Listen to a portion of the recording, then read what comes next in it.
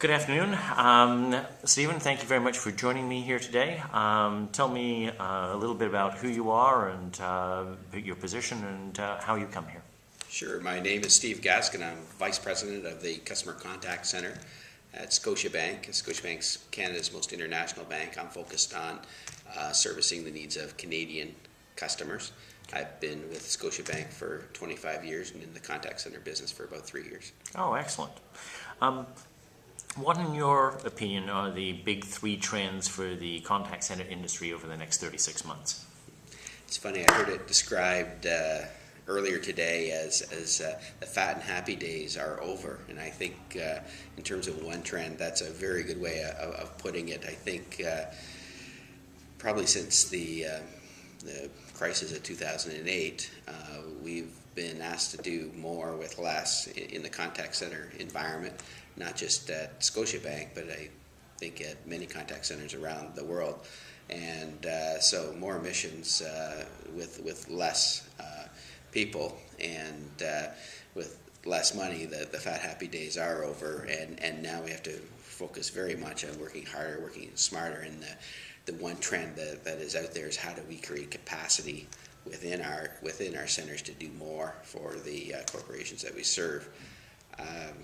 I think the other one is, we've all sort of moved from calling ourselves call centers to contact centers, and there's a reason for that. We know that there's a lot of other ways that customers want to interact with your organization, and despite that, though, I think our focus has always still remained on calls, and although the micro trend in the near term, for us at least, is calls are increasing year over year, I think we do see down the pipe a time when calls are going to start to decrease year over year, and the customer demand for other types of channels are going to start to replace that. And that's a trend that we have to start to respond to. Things like chat, things like instant messages, things like text, and other ways that customers might want to interact with us that we don't even know. And I think the third trend that I think ties in a little bit with what I just spoke about is social media. And I think, like many organizations, we're starting to try to understand how social media fits into our business and try to understand what our role in the contact center environment will be in the social media strategy of the organization. Good. Within your sector, how are these trends going to affect organizations and also the vendors that supply the industry?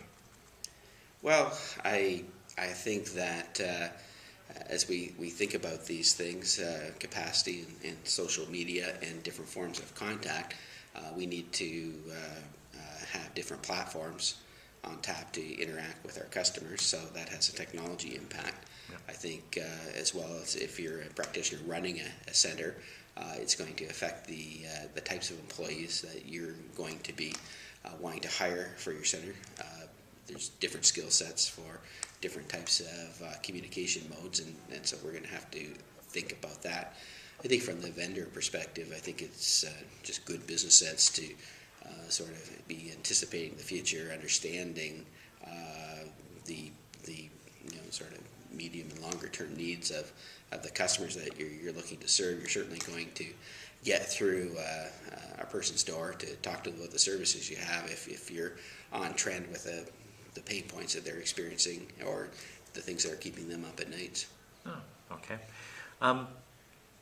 What specific challenges is your organization focused on over the course of the next 18 months, and sort of how are you going about approaching these? Okay.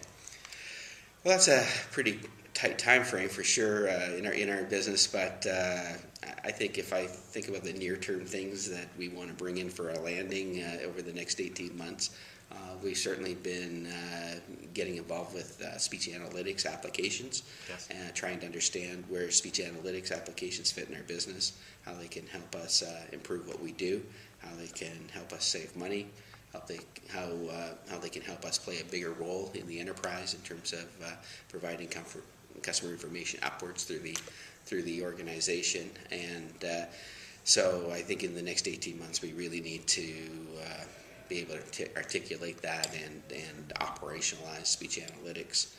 I think the other issue that we're facing at Scotiabank, and I think many organizations, is this issue around balancing customer satisfaction and service with revenue, and striking the right kind of balance within those two. We certainly have a strong bias at Scotiabank that you have to earn the right to sell, and so customer satisfaction and meeting the needs of the customer first is most important.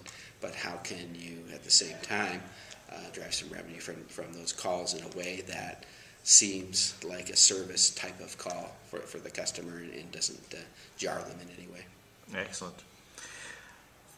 What parts of social media does Scotiabank engage with, and what form does that engagement take?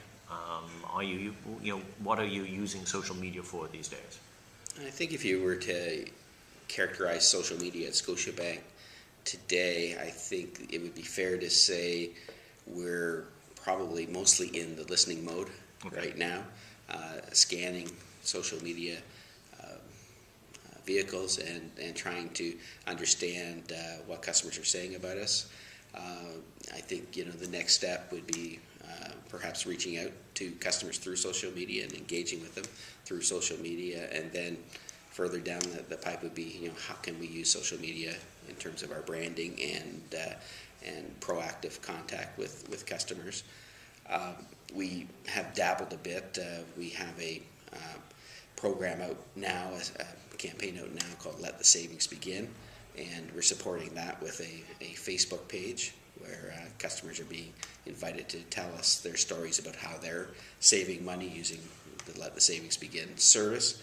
And our contact center is involved in supporting that, because not all, though we have, certainly when you invite customers to reach you, they're happy to talk about the campaign, but they're also wanting to raise a number of other questions and concerns they might have, and so we're supporting the bank in that regard. I think the other thing the other piece that we're still trying to understand in the bank is really what does the governance model look like around social media? Who owns it, and what roles do the various groups in the bank play? Is it a public and corporate affairs? Is it a marketing piece? Is it a database marketing piece? Is it a self-service piece? Is it a contact center play? And it's probably all those, and what role does each of those groups play? It's cutting across many of the silos. Absolutely. Yeah. Well, that's a good segue into asking you how you see social media affecting the relationship between companies, their customers, and their publics. Example, do you think this is going to be improving organizational transparency and accountability with customers and shareholders, for example? I think the obvious answer is it has to. I think when you make decisions, often as an organization, you ask yourself the question of, will this make a headline in the Globe and Mail, and if it does, how will we feel about that? And if we're happy with the decision and happy to defend the approach we've taken, or are happy to talk about it in a public forum, then it's a good decision for us and the customers and the shareholders. I think that's kind of an academic question many times to ask ourselves, but I think in the world of social media, I think that kind of question is not going to be academic. It's going to be our reality that we face every single day, and so we need to understand that. I think we also really need to be able to increase our agility around dealing with issues that arise through social media networks, and also really focus on our skills and our capabilities in responding to customers through these channels. Stephen, thank you very much for taking the time here today. Do appreciate it, and I wish you all the very best. It was my pleasure. Thank you.